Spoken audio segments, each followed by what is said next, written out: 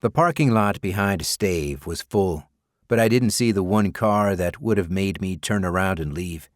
I had no desire to see my younger sister tonight, not that I didn't enjoy her company. Alex was fun, full of life and smart, sometimes too smart, too observant, and I didn't want to be observed.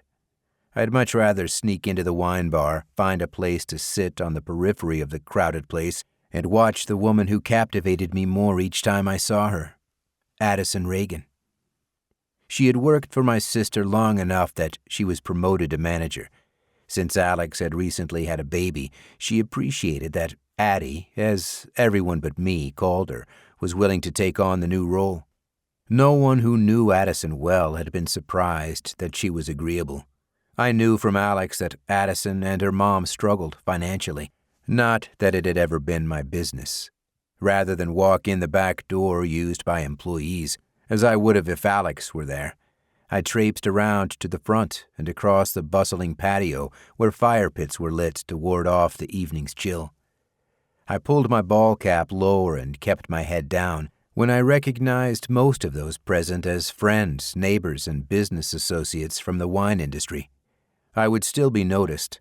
However, my body language would communicate I wasn't interested in engaging in conversation, something not at all unusual for me. I was known as a man of few words, especially when it came to small talk. While I would have much preferred an out-of-the-way table indoors, the only open seat was at the bar. Coincidentally, my best friend, Noah Ridge, was on the stool beside it. I hated leaving Alex at Stave by herself, but she'd insisted my coworker and best friend Sam drive me to the hospital in San Luis Obispo, where our neighbor said my mom was being taken. "Don't worry, Brix will help," she'd said, pushing me toward the door. "I'm sorry about this," I said to Sam as we drove the half-hour south. "Seriously? Don't worry about it. You do the same for me." When she bit her bottom lip, I braced myself for the question. While it was easy to make up a lie about what really went on between my mom and stepfather, I knew Sam would insist on coming into the hospital with me and would likely hear the truth for herself. She reached over and put her hand on mine. "I'm sorry, sweetie." That she hadn't asked turned out to be harder for me to deal with. That meant she already knew. As I'd anticipated the moment I saw her, my mother spun a tale that she'd slipped and fallen down the stairs. The left side of her face was badly bruised, and it looked like a cut above her swollen eye was deep enough to require stitches. "Where's Dennis, Mom?" "He wasn't home when it happened." Not the question I asked, but okay. "What do you mean? I saw him at the diner this morning." "He left shortly after you did." "Where did he go?"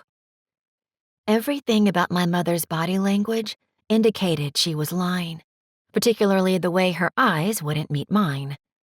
"San Diego. He's helping his cousins remodel their kitchen." I folded my arms. Questioning her here was pointless. I'd wait until I got her home to figure out what really happened.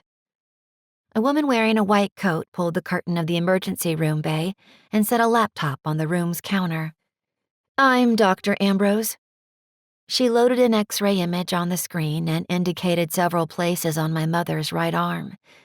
"As you can see, it's broken here, here, and here." She pointed to another bone farther up.